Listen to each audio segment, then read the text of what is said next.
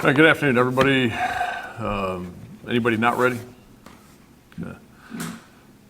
All right, I'm Pinellas County Sheriff Bob Gualtieri, and with me is Chief Anthony Holloway from the St. Petersburg Police Department.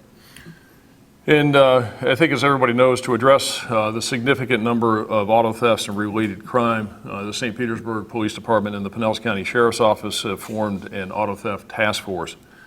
The task force was working early this morning in St. Petersburg, and at approximately 3:10 a.m., a St. Petersburg officer observed a 1998 Ford Windstar van driving recklessly at the intersection of 22nd Avenue South and 16th Street. The vehicle was traveling at a high rate of speed and at one point even went up on two wheels as it was traveling down the street. The tag on that van showed the name of the registered owner but did not provide any vehicle information, which is highly unusual. And it can mean a number of different things, but the officers and deputies weren't able to determine if that tag belonged on that vehicle. And the vehicle matched the description of a stolen vehicle that the task force had been alerted to and was looking for in the area. The officer lost sight of the vehicle. It was found a few minutes later at the Obama Food Mart located at 1400 18th Avenue South. Officers decided not to try and stop the car at the Food Mart due to heavy foot traffic in the area. Shortly after that, the car left the area and went to 1414 20th Avenue South, which would be just south of where the Obama Food Mart is located, where it parked on the south side of the street facing the wrong way. The driver was observed talking with someone who was standing on the side of the road on the south side of the street.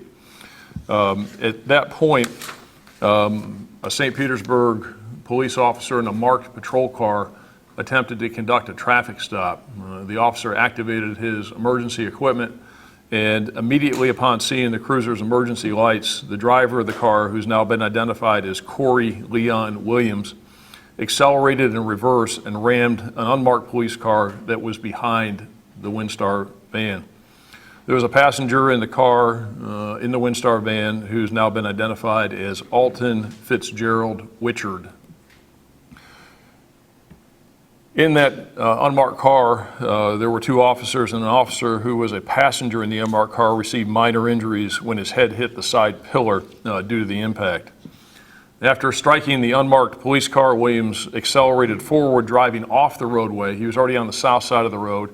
He went up onto the sidewalk and into kind of a dirt lot that's on the south side of the road, and then went back onto the roadway and struck the front end of the marked police car before accelerating and fleeing west on 20th Avenue South.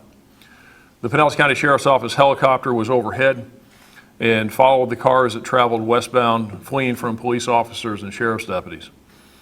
A Sheriff's Office unmarked car driven by Corporal Jonathan Cleary observed the car on 22nd Avenue South, just east of 22nd Street. And another Sheriff's unmarked car driven by Deputy Yariel was behind Corporal Cleary. Williams then turned north on 22nd Street and immediately west in an alley just south of 21st Avenue South. The car slowed upon entering the alley, and Witchard, who was a passenger in the car, immediately exited the vehicle and was observed carrying an AR-15 assault rifle.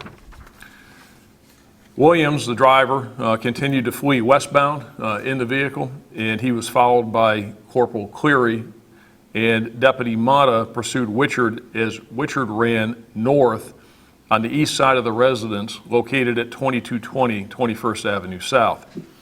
Deputy Megan Nestor was also in the car with Deputy Mata.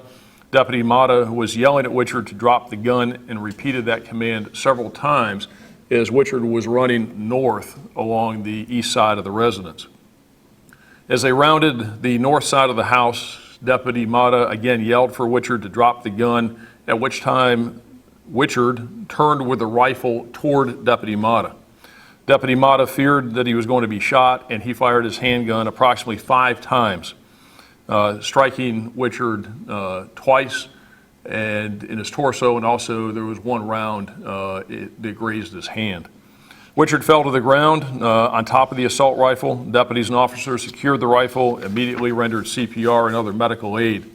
The St. Petersburg Fire Rescue responded and transported Witchard to Bayfront Medical Center, where he was pronounced dead. Witchard's next of kin have been notified. Williams, who was the driver of the vehicle that fled, was stopped and arrested near his house at 2247 23rd Avenue South. Williams is in custody, and he's been charged with aggravated battery, felony fleeing and eluding, and driving with a suspended or revoked driver's license. Witchard was 37 years old and has an extensive criminal history with 18 prior arrests on 33 different charges dating back to 1996. Witchard's prior arrests include being a felon in possession of a firearm, carrying a concealed firearm, cocaine possession, fleeing and eluding, resisting an officer, aggravated battery, escape, failure to appear, and violation of probation. At the time he was shot by Deputy Mata, Witchard had $4,000 in cash as well as marijuana in his pockets. The vehicle has been impounded, and we're waiting a search warrant. We don't know whether there are any other drugs or contraband in the car. Williams is 31 years old. He also has a criminal history, having been arrested in Florida for disorderly intoxication and failure to appear for driving with a suspended license, and in Virginia for possession of a firearm while possessing illegal drugs, drug conspiracy, possession of a firearm by a convicted felon, and assault and battery. The AR-15 rifle was loaded with 17 .223 caliber rounds, and the switch on the AR-15 was in the fire position. This is an extremely powerful weapon that would have pierced the body armor by the deputies. We're conducting a trace on the gun. As of now, we do not know whether it is stolen or how Witchard obtained the gun. Deputy Mata has been with the Pinellas County Sheriff's Office for 4 years. He has no prior shootings, and he'll be placed on administrative leave with pay until cleared to return to duty. The shooting investigation is being conducted according to normal protocol by the Pinellas County Sheriff's Office. Robbery Homicide Unit and the Pinellas Pasco State Attorney's Office is conducting its own independent investigation.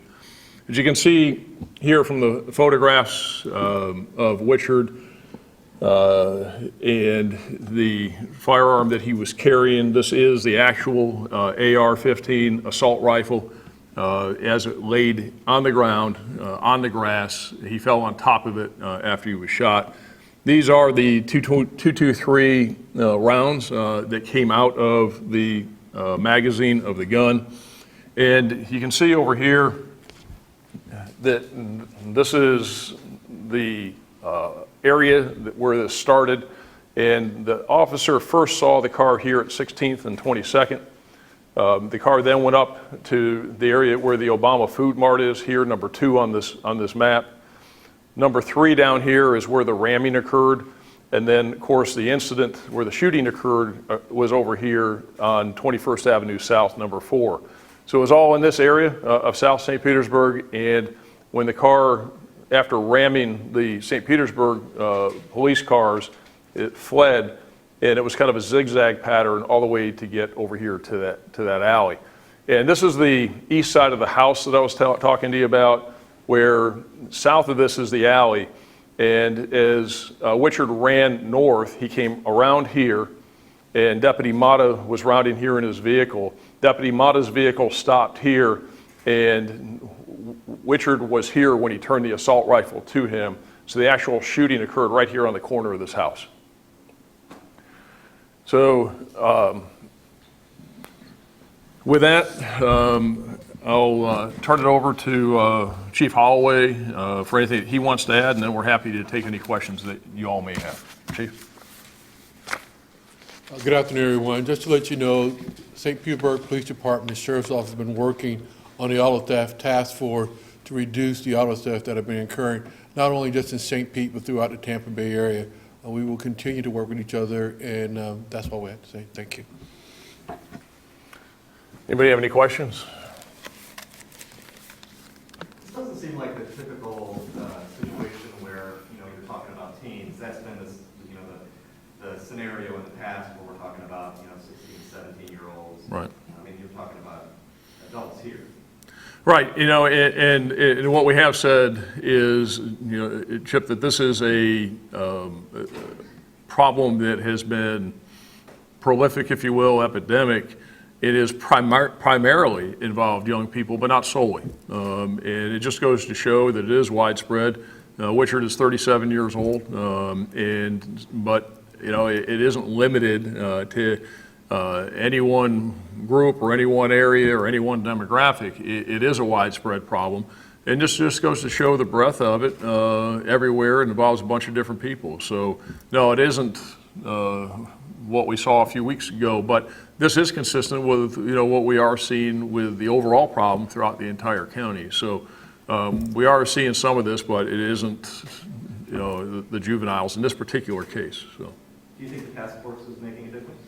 No, I don't think there's any question the task force is making a difference. I think the partnership between the St. Petersburg Police Department, the Sheriff's Office, is very effective and is making a difference. Deterring these people from engaging in this activity and apprehending those who are engaged in it. And the task force is very active. And there are several times a night where they're engaging in enforcement activity and recovering stolen cars. And we're going to continue it and address this type of activity throughout Pinellas County and hopefully eliminate it the best we can. And if these guys are ramming patrol cars, what else are they capable of? Well, and as I said before, and I think that it's a sad situation where people don't respect law enforcement, and I think we're seeing that, and they don't have any regard for safety of anybody, including police officers. And it's a disrespect issue. It's a lack of respect. It's a lack of fear of consequences. I mean, look at this guy. He's arrested, on 18 different times on 30-something charges. He's been in the criminal justice system before. He's not new to it, and he didn't think twice about ramming not just one, but hitting a second police car, running from the police. They're driving out there recklessly up on two wheels, and then when they go down an alley and they're running from the police, is that he turns this very, very powerful assault rifle with 17 rounds and a .223 rounds that are lethal rounds, and didn't think twice about turning that on a police officer. So again, people like this who are criminals don't have any regard for safety or for the police. You said that Witchard was found with a large amount of cash and drugs on his person. Right. Did you find any of that in the vehicle or on Williams? No, and again, Williams didn't have anything on him, but we have not been able to search the car yet.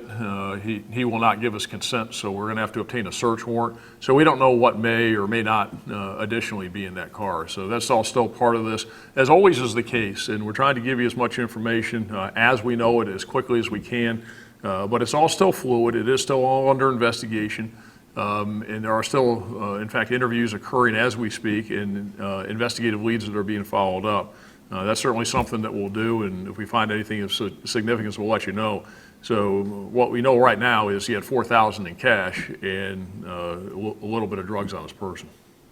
How long do you think that will be until you can obtain that search warrant? I would hope by the end of the day today or sometime tonight, I would hope.